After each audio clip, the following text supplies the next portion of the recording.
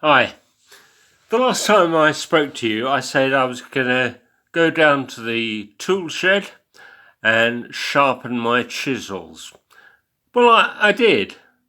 But like I said before, every time you do something, you learn something.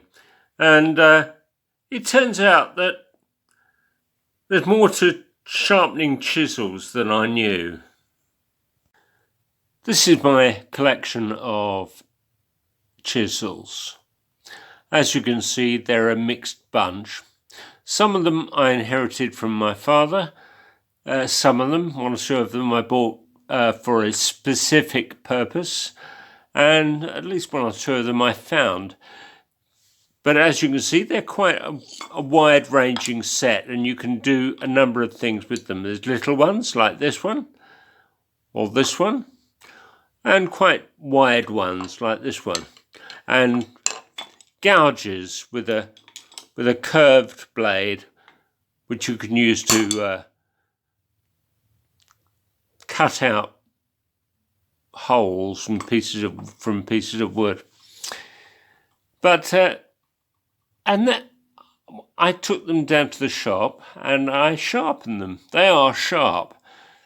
You can use them on wood as they are, but what I learned was there's a lot more to sharpening chisels than I previously knew. I sharpened these chisels using a rotary tool. It spun two stones, one with quite coarse grit and one much smoother whetstone. And with the two stones and carefully positioning the chisel, I could sharpen them quite easily and get a quite usable result anyway. So these chisels are sharp, but there's a lot more to it than that. And there are numerous schools of thought about how you should sharpen a tool.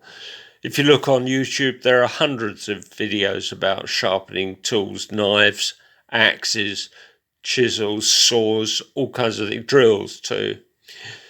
And so I've decided that I'm going to plump for a choice and what kind of sharpening would suit me best. Somebody recommended to me that I look at the videos of a woodworker called Paul Sellers. And he's a very accomplished cabinet maker. And, well, if it's good enough for him, it's certainly good enough for me. Now, what he does is he uses a manual method. He has 3 stones in ascending order of grit: fairly coarse grit, medium grit, and very fine grit. And he also uses a leather strop with a kind of grinding paste, which is very, very fine polishing paste.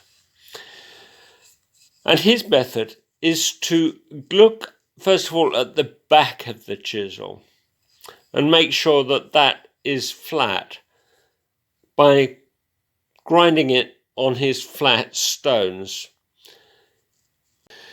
When he's satisfied that the back of the chisel is good and flat, or at least has a flat edge to work with, he looks at the front of the chisel and by feel finds the angle at which the blade has been ground.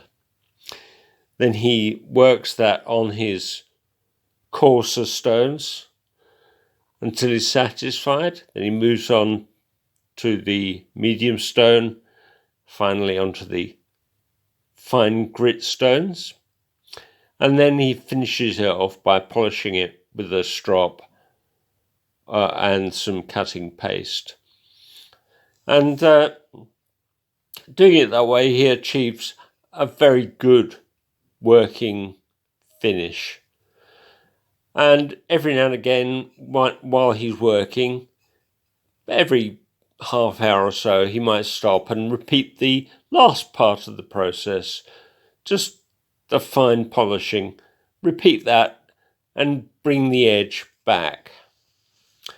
So that way he can work really manually without a machine around him, without jigs and without apparatus and so on, just by feeling the stones. No, if it's good enough for him, it's good enough for me. I'm going to give it a try anyway. So, as I said, the videos of Paul Sellers explain to you how to look after your tools, your woodworking tools. And I think you'll find them interesting. I did. Anyway, I'll see you later.